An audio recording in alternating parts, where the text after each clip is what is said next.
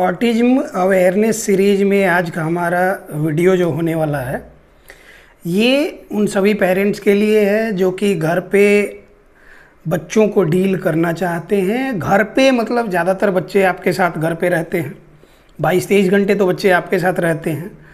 तो उस समय में बच्चे के लिए क्या क्या चीज़ें करनी चाहिए, कैसे कैसे करनी चाहिए, और जो आप कर रहे हैं वो सही कर रहे हैं कि गलत कर रहे हैं, इस तरह का कन्फ्यूजन हमेशा बना रहता है। बहुत सारे पेरेंट्स का सवाल भी हमारे पास आता है कि मतलब हम घर पे कर रहे हैं लेकिन सही से कर रहे हैं नहीं कर रहे हैं, या फिर कर भी रहे हैं तो बच्चों में इम्प्रूवमेंट नहीं हो रही है, बच्चे में इम्प्रूवमेंट नहीं हो रहे, बोले कि कुछ सिम्टम्स चले जाते हैं फिर वापस आ जाते हैं, कुछ सिम्टम्स लगे कि ठीक हो गए फिर से उसके बाद से फिर से वही रिपीट हो जाते हैं।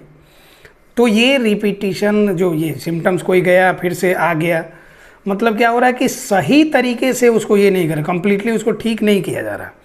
तो ज़रूर अप्रोच में कोई ना कोई गड़बड़ी है। घर पे बच्चा रह रहा है, बच्चे को डील करने के लिए पेरेंट्स का अवेयर होना सबसे ज़रूरी है। अगर आपको पता ही नहीं होगा कि क्या इसको प्रॉब्लम है, कैसे इसको डील करना है, तो फिर 22-23 घंटे आप घर पे उसको मनमानी जो चीज़ें नहीं करने देनी चाहिए वो भी करने दे रहे हैं, क्योंकि आपको पता नहीं है कि इसके क्या करने देना क्या नहीं करने देना।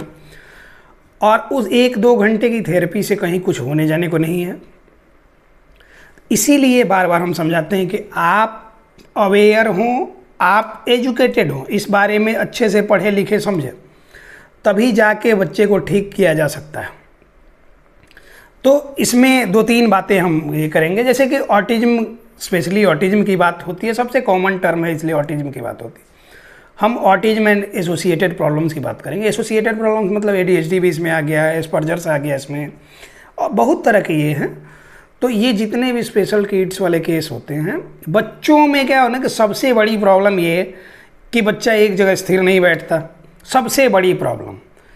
उसको कुछ सामान दे दो जिसमें उसका मन लग रहा है, उसके मनमानी वाला, तब तो थोड़ी देर बैठ भी जाएगा, लेकिन ऐसे आप बैठाना चाहो कुछ करने के लिए, कुछ खाने के लिए, या फिर आप बुलाओ कि इधर आओ सुनो ये करो वो करो, तो नहीं करना चाहता, बिल्कुल भी नहीं करना चाहता। वो सिर्फ क्या है कि अपने मन की चीज़ें थोड़ी देर करेगा, वो भी ज़्यादा देर के लिए नहीं करेगा, थोड़ी देर करेगा, उसके बाद से वो उसको उससे भी मतलब कि ऊब जाएगा, स्किप करके किसी और चीज़ पे भागेगा, कि फिर किसी और चीज़ पे भागेगा, फिर किसी और चीज़ पे भागेगा। तो ये भाग दौड़ करना, इसको रेस्टलेसनेस बोलते हैं, एक जगह टिकना नहीं। रेस्टलेस मतलब कि एक जगह टिकेगा नहीं, वो इधर उधर इधर उधर इधर हलचल हलचल हलचल हलचल सी रहेगी उसकी बॉडी में। तो ये सिटिंग इनटॉलरेंस और रेस्टलेसनेस, अब ये 2 टर्म्स ऐसे हैं, इसको बहुत सारे लोग कहते हैं कि हाइपर एक्टिविटी। हाइपर एक्टिविटी ये नहीं होता। हाइपर एक्टिविटी सिचुएशन बेस्ड भी होता है। कुछ बच्चों में हाइपर एक्टिविटी उस लायक होती है कि आपको देख के समझ, जैसे कि कोई चीज़ नहीं दिया गया, उसकी बात नहीं मानी गई, तुरंत क्या करेगा, सिर, बहुत सारे बच्चे मैंने देखे हैं सीवियर टाइप, तो वो क्या करेंगे, सिर मार देंगे, दीवार में फट जाएगा, तो उसको नहीं मतलब है। हाथ कितना भी जोर से कहीं भी मार देगा, कट फट गया, उसको फ़र्क ही नहीं पड़ता है। सिर को क्या करेगा, जोर से मार ले। कुछ बच्चे डराने के लिए करते हैं, जिनमें थोड़ी सी प्रॉब्लम होती है, वो क्या करते हैं, डराने के लिए ऐसे ऐसे करेंगे, सिर को लड़ाना, मतलब कि हम लड़ा रहे हैं, ऐसा आपको शो करेंगे वो। लेकिन वो जो हाइपर एक्टिव बच्चे, ज़्यादा हाइपर एक्टिव होते हैं, वो तो कुछ भी ये करेंगे, कुछ भी सामान उठा के फेंक देंगे, किस चीज़ का क्या नुकसान है फ़ायदा है उनको नहीं, मतलब अपने सेल्फ हार्म कर लेंगे। तो वो हाइपर एक्टिविटी अलग चीज़, रेस्टलेसनेस और सिटिंग इंटॉलरेंस अलग चीज़। अब टर्म्स में अगर कन्फ्यूजन होगा तो क्या है कि उसके मैनेजमेंट में भी कन्फ्यूजन होगा। तो ये जितने भी बच्चे, जनरली ऑटिज्म में हाइपर एक्टिविटी बहुत कम नाम मात्र है, उसमें हाइपर एक्टिविटी नहीं मिलती। हाँ, बच्चे चिड़चिड़े होते हैं, गुस्सैल होते हैं, मूड स्विंग उनको होती है, एक जगह स्थिर नहीं बैठना चाहते हैं, भागते रहना चाहते हैं। इसके अलावा एक ही बार में कई सारी एक्टिविटी पे स्किप करें, कभी ये उठाएगा फिर वो उठाएगा फिर वो उठाएगा, घर में जितनी सारी चीज़ें सबको छू लेगा। तो ये सारी प्रॉब्लम्स जो हैं, इनका प्रॉपर सॉल्यूशन चाहिए। तो प्रॉपर सॉल्यूशन के लिए बच्चे में जब तक सिटिंग इंटॉलरेंस और रेस्टलेसनेस होगा ना, तब तक क्या है कि वो कंसंट्रेट नहीं करेगा। कंसंट्रेट, जब एक जगह आदमी बैठेगा नहीं तो कंसंट्रेट कैसे करेगा, आप लोग खुद समझिए। जब कंसंट्रेट नहीं करेगा तो सिचुएशन बेस्ड बातें नहीं समझेगा। सिचुएशन बेस्ड बातें नहीं समझेगा तो फिर उसके लिए प्रॉपर रिस्पॉन्स कैसे देगा। मतलब प्रॉपर रिस्पॉन्स तो नहीं देगा। जैसे कि सिंपल समझिए, क्लास में कोई लेक्चर चल रहा हो, आप क्लास अटेंड कर रहे हो, लेक्चर अटेंड कर रहे हैं, लेक्चरर कुछ बता रहा है, टीचर कुछ बता रहा है, और उस टाइम में आपके दिमाग में चल रहा है कि अभी अचानक से यहाँ पे आतंकवादी हमला हो जाए तो हम कैसे बचाएंगे सबको। जैसे स्कूल में हम लोग ऐसे ही सोचते रहते थे। तो ये सारी चीज़ें जो है कि टॉपिक छोड़ दिया और उसके बाद सोचने लगेगा अच्छा अभी अचानक से ये पंखा जो चल रहा है गिर जाए तो फिर क्या हो, कैसे बचाएंगे, हम दौड़ के बचा लेंगे, इम्प्रेस कर देंगे कर। इसी तरह की बात है। तो उसमें क्या होता था, कुछ मेन टॉपिक छूट जाता था, टीचर का ध्यान गया, वो उठा के पूछ देगा अच्छा अभी ये जो बताया इसको एक्सप्लेन करो, नहीं पता। क्यों?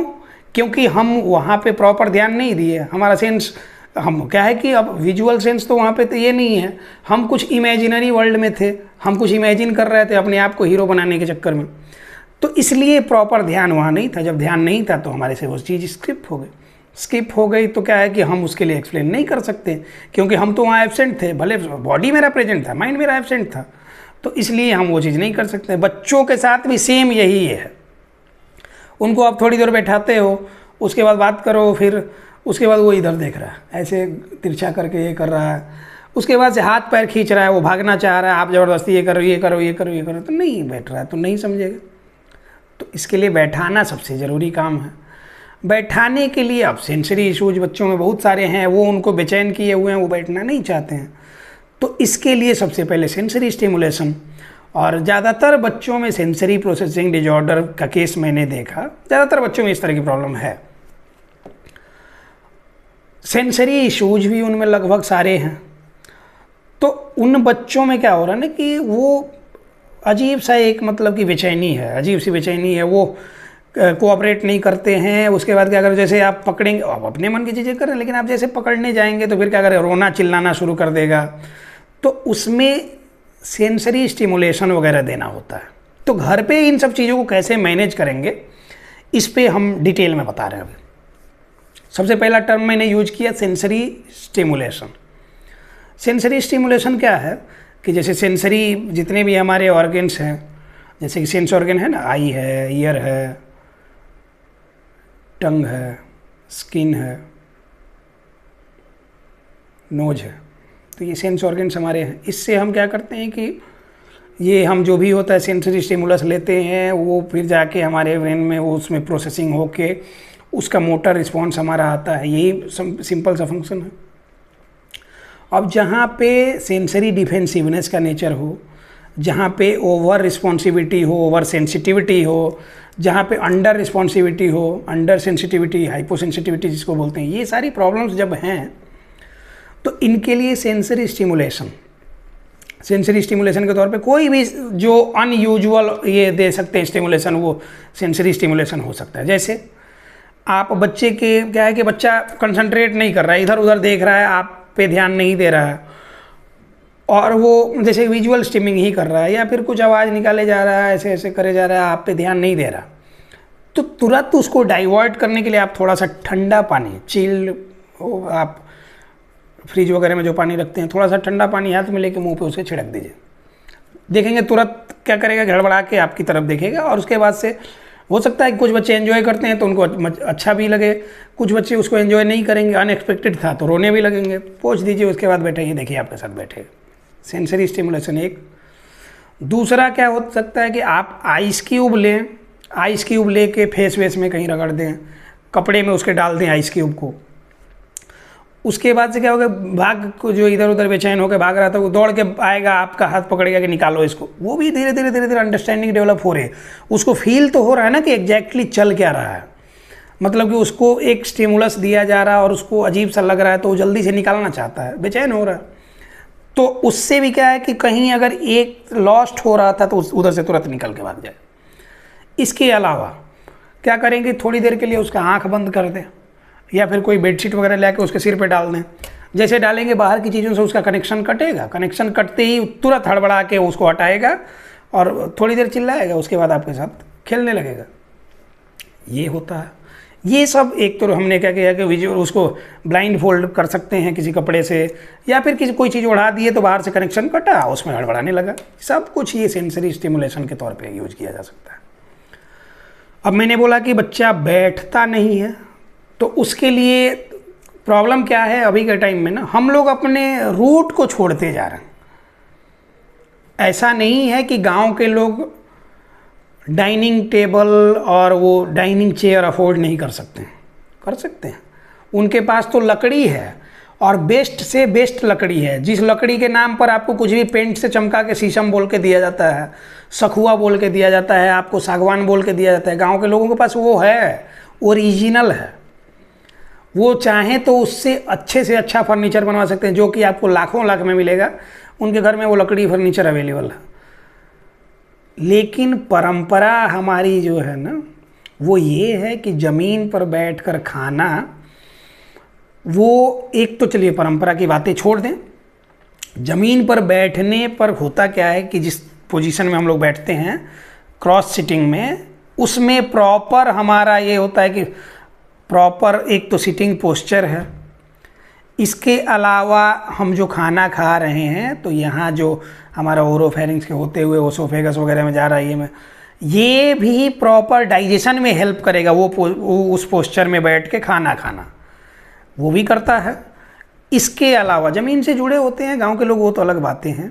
इसके अलावा हम जो वो बैठे हैं तो जिस तरह से पैर मोड़ के, जिस तरह से ये करके बैठे हैं, प्रॉपर मसल की स्ट्रेचिंग वगैरह हो रही है, जॉइंट का प्रॉपर ये हो रहा है। एक आसन भी है वो, जिसमें हम उतनी देर अगर बैठ रहे हैं तो जितना उसमें बैठेंगे उतना हमको क्या होगा कि प्रॉपर हमारा बॉडी एकदम फिजिकली हम फिट रहेंगे। दिन भर अभी के टाइम में ऑफिशियल लोग जो शहर में जो लोग रह रहे हैं, दिन भर ऑफिस में बीतता है कुर्सी पे बैठ के, घर में भी खाना है कुर्सी पे बैठ के। चलिए आप तक ठीक है, मान लिया। बच्चों को भी आप बैठा रहे हैं कुर्सी पे, डाइनिंग टेबल, डाइनिंग चेयर। अब बच्चा उस पे जो बैठा होगा वो नीचे बैठेगा ही नहीं। आप तो चलिए गाँव से होंगे, आप तो जॉइंट फैमिली में भी रहे हैं, छोटे जगहों से ही बड़े बड़े शहरों में लोग जाते हैं, उसके बाद से वो नीचे बैठ के ही खाए हैं, बाद में जाकर डाइनिंग वाइनिंग का अपना सिस्टम लगाए हैं। लेकिन जिस बच्चे को आप ये कर रहे हैं ना, उसका बचपन से ही उसको वैसे मिल रहा, तो ये प्रॉब्लम है। अब उसके बचपन से ही उसको वैसे मिला तो नीचे बैठने का, उसको नीचे बैठने की आदत है ही नहीं उसकी, तो ना वो प्रॉपर स्क्वाट सिटिंग में बैठ रहा है। इंडियन टॉयलेट में बच्चे नहीं बैठते हैं क्योंकि कमोड टॉयलेट है। तो अब जब वेस्टर्न टॉयलेट है, कमोड वाला ये है सिस्टम, तो फिर बच्चा जब उस पर बैठेगा तो धीरे धीरे मसल स्टिफ होंगे ना, और मसल स्टिफ होंगे तो प्रॉपर ना स्क्वाटिंग कर पाएगा, ना ही क्रॉस सिटिंग कर पाएगा, टो वॉकिंग वगैरह करने लगेगा। इनग्वाइनल रीजन के जितने भी मसल्स हैं वो ये हो जाएंगे, हिप के सराउंडिंग में जो भी मसल्स हैं वो सब स्टिफ होंगे, क्योंकि उनका प्रॉपर वर्क ही नहीं हो रहा। तो बच्चा बैठेगा कैसे? तो एक तो ये भी प्रॉब्लम है। उसी की वजह से बच्चे टो वॉकिंग वगैरह करते हैं, क्योंकि मसल में जैसे स्पास्टिसिटी आएगी तो बच्चे उसके लिए आप तो बॉडी के लिए चलना तो है, तो थोड़ा एडजस्ट करके वो चलेंगे, कंपनसेट करके चलेंगे। प्रॉब्लम है। इसलिए बोलते हैं कि बच्चों को जब एक्टिविटी कराने बैठे ना तो ज़्यादातर नीचे लेके बैठाएं, अलग अलग पोजीशन में बैठाएं, सिटिंग पोस्चर अलग अलग करें, कभी स्क्वाट सिटिंग में, कभी क्रॉस सिटिंग में, ऐसे बैठें। तो ये इसलिए भी नहीं बैठते हैं बच्चे, ये प्रॉब्लम है। अब काफ मसल वगैरह स्टीफ है तो उसके लिए वाइब्रेटर वगैरह उस पर यूज किया जाता है, वीडियो चैनल पे अवेलेबल है, आप लोग देख लें, तो उसमें भी आपको मिल जाएगा काफ़ी हद तक। सिटिंग के बारे में हम बात कर रहे थे, तो इसमें ये सारा चीज़ समझाना जरूरी था। अभी क्या है कि बच्चा नहीं बैठता है, थोड़ी देर पकड़ के उसको ज़बरदस्ती बैठाएं, 1-2 मिनट तक क्रॉस सिटिंग में, 1-2 मिनट तक स्क्वाट सिटिंग में, जो कि इंडियन टॉयलेट में जैसे बैठते हैं हम, उसी तरह दिन में 10 बार 15 बार कर दें। 1-1 मिनट भी बैठाएंगे, 10-15 मिनट बैठ गया ना दिन भर में। इस तरह से धीरे धीरे लेके चलना होता है। अब ज़बरदस्ती बैठाने में करना है, और सारी चीज़ों में नहीं, जैसे कि जॉइंट कंप्रेशन में, ब्रशिंग में नहीं तो उसमें कोऑपरेट नहीं करेगा बच्चा, तो फिर बेनिफिट नहीं होगा। तो इसलिए बच्चों को अपने साथ एंगेज करने के लिए थोड़ा फन एंड प्ले वे में लेके चलना होता है। थोड़ा उनको समझा बुझा के, अपने में उलझा के, थोड़ा उनको लोभ लालच दे के, और तब फन एंड प्ले वे में लेके चलना होता है। तो उसके लिए बस ये करें कि आप, जैसे मैंने बताया कि बहुत सारी एक्टिविटीज़ वगैरह सामने रखी होती हैं बच्चे के, उसमें इन्वॉल्व रहता है, आपकी तरफ ध्यान नहीं देता, तो वो ही उठा के उसके इधर कपड़े में डाल दें, नीचे से उसका जो टी-शर्ट वगैरह है वो पैंट में इन कर दें, और ये सारा डाल दें। अब डाल के जिधर जिधर घूमेगा वो उसके लिए परेशान होगा, निकालेगा। ये सारी चीज़ें भी फन एंड प्ले वे में चलेंगी। इसके अलावा आप मल्टी कलर बॉल वगैरह, बॉल पूल के बॉल जो होते हैं, 50-60-100 पीस बॉल मंगाएं, घर में छीट दें, एक प्लास्टिक का बकेट दे दें, उसको बोलें कि ये कलर उठाओ, कलर आइडेंटिफाई करता है तो ठीक, नहीं करता है तो जो भी रैंडमली उठाएगा कम से कम एंगेज तो रहेगा। ये सारी चीज़ें अंडरस्टैंडिंग और कमांड फॉलोइंग डेवलप करने के लिए है। इसके अलावा टैक्टाइल स्टिमुलेशन वगैरह की एक्टिविटीज़ बताई गई हैं, वो सारी चीज़ें आप करेंगे तो आपके बच्चे में इम्प्रूवमेंट होगी। अब रही बात कि ये रैंडम चीज़ें हैं, एक प्रॉपर प्लान्ड वे में कोई भी चीज़ किया जाता है तो उसकी बात ही अलग है। बच्चे को अगर प्रॉब्लम आपके लग रही है तो उसके लिए एक प्रॉपर प्लान होना चाहिए। प्रॉपर प्लान होगा ना तो आपको भी पता होगा कि क्या क्या कब कैसे करना, कितनी बार करना, तो जाके बच्चा इम्प्रूव करेगा। मैंने देखा इधर कुछ कमेंट्स आए हैं कि जैसे कुछ लोग कह रहे हैं कि सर रेगुलर वीडियो आप लोग डाला करें चैनल पे ऑटिज्म के बारे में जितनी ज़्यादा से ज़्यादा हो सके, क्योंकि हम लोग जहाँ पे जाते हैं थेरेपी के लिए उन लोग कुछ भी नहीं बताते हैं। तो फिर जब कुछ भी नहीं बताते हैं तो आप लोग उनके यहाँ जाते क्यों हैं जी? हमने तो कितनी बारी कहा कि अगर ईमानदारी से वो बता नहीं रहे कि घर पे आपको क्या करना है तो आप गलत जगह पे गए हैं। पहले महीने से बच्चा इंप्रूव नहीं कर रहा है तो भी आप गलत जगह पे गए हैं। जब तक आप नहीं समझेंगे, सीखेंगे कि सीवियरिटी कितनी है, उसके लिए क्या क्या टर्म कंडीशंस हैं इसको ठीक करने के, तब तक कैसे ठीक कर पाइएगा बच्चे को। तो जो लोग भी इस तरह की प्रॉब्लम से फेस कर रहे हैं, आप लोग अगर हमारे साथ जुड़ना चाहें तो हमारा नंबर दिया रहता है, या फिर कमेंट बॉक्स में आप ये करके आप पूछ सकते हैं, आपको कॉन्टैक्ट नंबर वगैरह दे दिया जाएगा। बात करके आप हमारे साथ जुड़ सकते हैं। असेसमेंट का पहले असेसमेंट कराना होता है, उसके बाद जो हमारा मंथली सेशन होता है उसमें आप जुड़ जाएँ। कई सारी कंट्रीज से लोग हमारे साथ जुड़े हुए हैं, आप भी जुड़ सकते हैं और आप घर रह के ही अपने बच्चे को ठीक कर सकते हैं। घर से ही मैनेजमेंट हो सकता है, सही अप्रोच पता हो तो। ज़्यादातर ऐसे लोगों को प्रॉब्लम हो रही है जो कि दूर दराज क्षेत्र में हैं, हस्बैंड वाइफ दोनों जॉब में हैं, उनको समय नहीं मिलता। इसलिए हमने क्या किया कि अभी रात के 11 बजे तक भी हमारे यहाँ सेशन चलता है। तो आप लोग जिनको सूटेबल टाइम लगे उस टाइम में आप लोग जुड़ना चाहें जुड़ सकते हैं। देखिए, be aware, be positive, autism is curable. धन्यवाद।